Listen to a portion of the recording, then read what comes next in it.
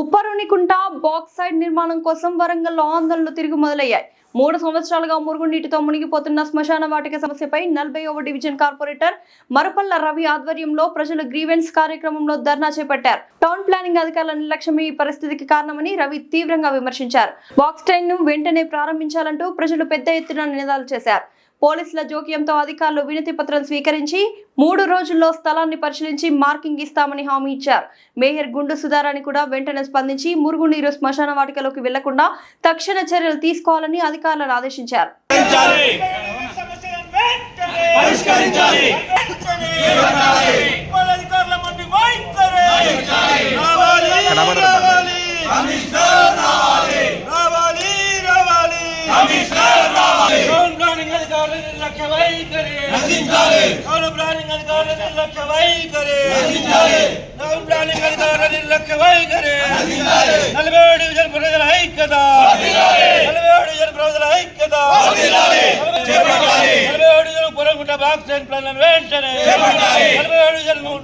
Town planning అధికారుల నిర్లక్ష్య వైఖరి రావాలి రావాలి రావాలి రావాలి రావాలి రావాలి రావాలి రావాలి రావాలి మున్సిపల్ అధికారుల మండి వైఖరి మున్సిపల్ అధికారుల మండి వైఖరి మున్సిపల్ అధికారుల మండి వైఖరి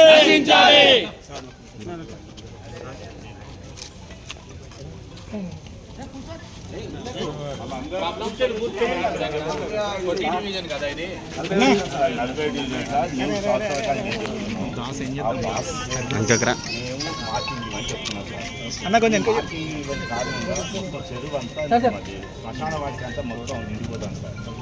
దానివల్ల దాన సంస్కారం చేయలేకపోతున్నాం. ఈరోజు కమిషనర్ మేడం నేను కూడా 1-2 డేస్లో డిస్కషన్ చేసి విజిట్కి పెడతాము. మేడంకి కూడా ప్రయత్నిస్తాము. అక్కడ పిలిపించి చూద్దాం. అది చూసి మేము will make the solution. Okay, ఇక్కడ వచ్చి ఏమారు మనకి సొల్యూషన్ కావాలి కదా. అక్కడ ఎలా ఏ సొల్యూషన్ 3 ఇయర్స్ బట్టి నడుస్తున్నా సార్ కార్యక్రమం. ఇది 30 ఇయర్స్ కింద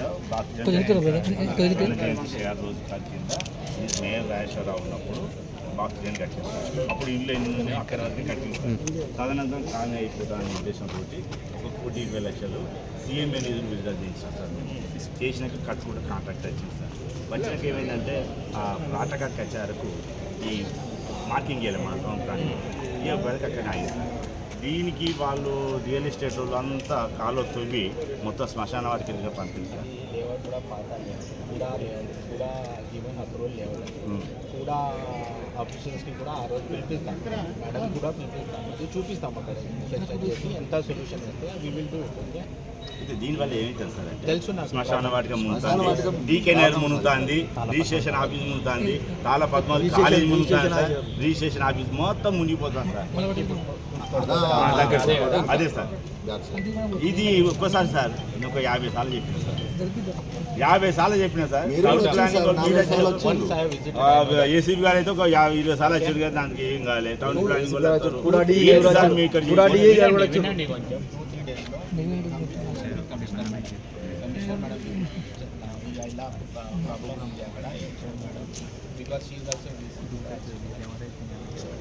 శాశ్వత పరిష్కారం కావాలి సార్. మేము కోరుకునేది మేము అనేది అంటే మేము ప్లాట్ కొనలో మేము నష్టపోవని మేము అంటున్నాం సార్. మీరు ఏ రూటు మీకు దగ్గర ప్లానింగ్ ఉంటే ఆ ప్లానింగ్ తీయండి. ఏ విధంగా పోతే ఆ విధంగా. ఈ డ్రైనేజీ వల్ల 5-6 రకాల నష్టాలు సార్. ఈ శ్మశాన వాటిక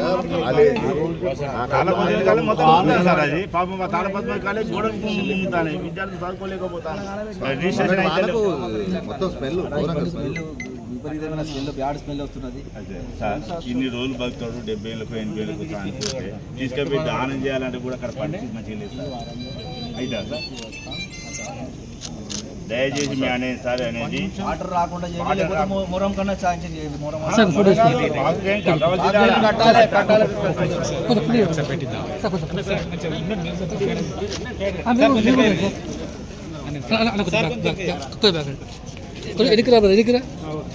మీ మాట ప్రకారం వారం సంఖ్య 15 రోజులు టైం ఇస్తున్నాం సార్. 15 రోజుల వరకు మేము కాదంటే మళ్ళీ వస్తాం. Thank you sir.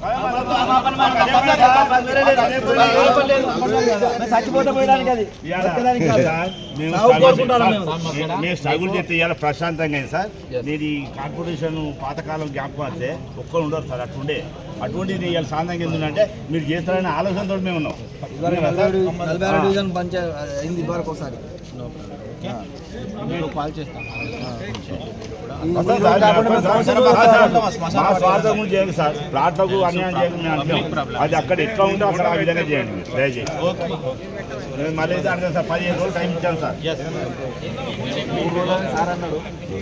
15 రోజులు టైం అంటాను. ఎట్లా పోతే అట్లా పోవాలేమో పడుతున్నాం. మళ్ళీ వచ్చి గారు గౌరవం సార్. ఇప్పుడు మేము ఇవ్వడం జరిగింది. వాళ్ళు కూడా ఒక 3 వారం రోజులు అని చెప్పడం జరిగింది. వారం రోజుల్లో ఎట్టి పరిస్థితులైనా మేము సందర్శించి శాశ్వత పరిష్కారం ఏర్పాటు చేస్తామని చెప్పిండు. మేము కూడా 15 రోజుల గడువు ఇవ్వడం జరిగింది. 15 రోజులు కనుక గడువులో ఉప్పుడు కనుక మీ శాశ్వత పరిష్కారం చేపట్టినట్లయితే తప్పనిసరిగా కార్పొరేషన్ ముట్టడిస్తాను కూడా ఈ సందర్భంగా అధికారుల సమక్షంలో చెప్పినా కూడా ఈ సందర్భంగా తెలియజేస్తున్నాం.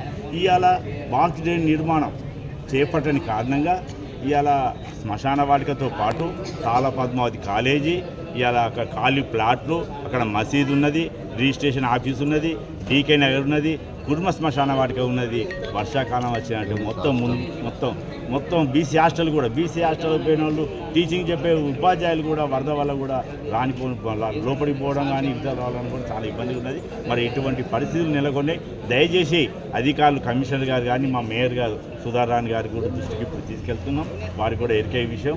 వారికి కొద్దిసేపట్లో మేము వినతి పత్రం కూడా ఇవ్వడం జరుగుతుంది.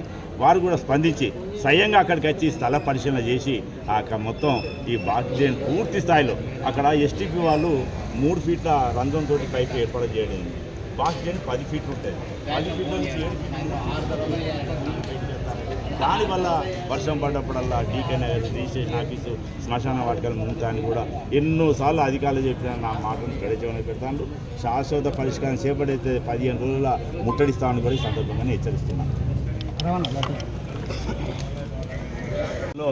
రాజకీయాల పార్టీలకు అతీతంగా ప్రజాదరణ కార్యక్రమం చేపట్టడం జరిగిందని కూడా ఈ సందర్భంగా నేను తెలియజేస్తున్నాను. గత 30 సంవత్సరాల క్రితం రంగేశాయిపేట నుంచి వచ్చు మురుగునీటిని ఉర్సు చెరువులో పంపడానికి బాక్స్ డ్రైన్ నిర్మాణం చేపట్టడం జరిగింది. కాలానుగుణంగా కాలనీ వెలుస్తుంటే మధ్యలోనే నీరు నిలుస్తున్న ఉద్దేశంతో సీఎంఏ నిధులతో 1,20,00,000 లక్షలు నేను మంజూరు చేయించడం జరిగిందని కూడా ఈ సందర్భంగా కాంట్రాక్టరు పనులు చేస్తుంటే రియల్ ఎస్టేట్ వాళ్ళు వచ్చి ఈ పనులు నిలుపుదల చేయడం వల్ల 3 సంవత్సరాల నుంచి ఆ నీళ్ళన్నీ కూడా ఉర్సు హిందూ శ్మశాన వాటికలోకి రావడం జరుగుతుంది. శ్మశాన వాటికకు వచ్చి దహన సంస్కారం చేయాలంటే నిలబడలేని పరిస్థితి. శవాన్ని పూడ్చాలన్నా శవాన్ని కాల్చాలన్నా చాలా ఇబ్బందులు ఎదుర్కొంటున్నాం. గత 3 సంవత్సరాల నుంచి నేను కౌన్సిల్ సమావేశంలో టౌన్